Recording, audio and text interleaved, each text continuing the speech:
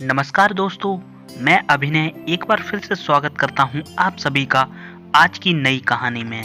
तो दोस्तों, आज की नई कहानी है किसका फल किसने खाया। तो चलिए शुरू करते हैं। एक राज्य का राजा बहुत अच्छा था। वह अपनी प्रजा के हित के बारे में हमेशा कुछ न कुछ सोचता रहता था। प्रजा भी राजा के काम से खुश थी। एक दिन राजा वेश बदलकर अपने राज्य में घूमने निकला। राजा रास्ते में देखता है कि एक वृद्ध छोटा सा पौधा रोप रहे हैं। राजा उस वृद्ध के पास जाता है और उनसे पूछता है, आप ये किस चीज का पौधा रोप रहे हैं? उस वृद्ध ने राजा को धीरे से बताया कि मैं आम का पौधा रोप रहा हूँ। राजा ने तुरंत हिसाब लगाया कि इस पौधे को बड़ा होने में और उस पर फल आने में कितना समय लगेगा।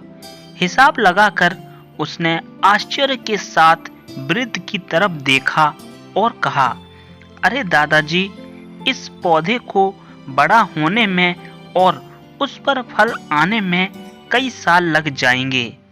तब तक क्या आप जीवित रहेंगे? राजा को ऐसा लग रहा था कि ये बूढ़ा आदमी ऐसा काम कर रहा है जिसका उसे कोई फायदा नहीं होगा।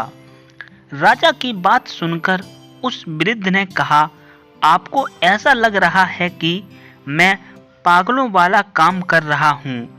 जिस काम को करने में हमें कोई फायदा नहीं मिलता है, ऐसा काम हमें नहीं करना चाहिए। तो फिर मैं ये क्यों कर रहा हूँ? आप वही सोच रहे हैं ना?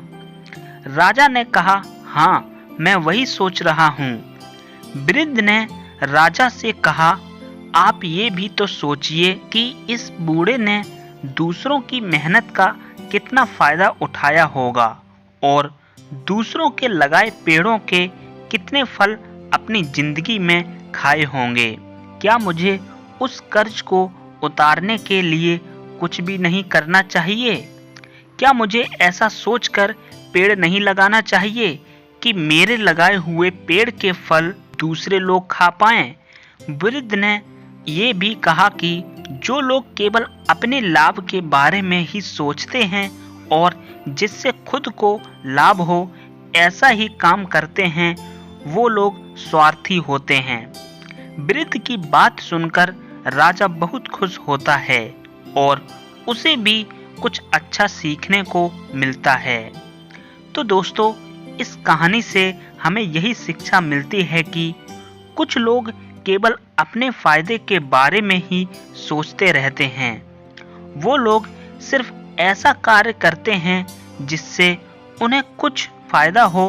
केवल अपने बारे में, अपने लाभ के बारे में सोचकर काम करने वाले लोग स्वार्थी होते हैं। इसलिए हमें कभी स्वार्थी नहीं बनना चाहिए।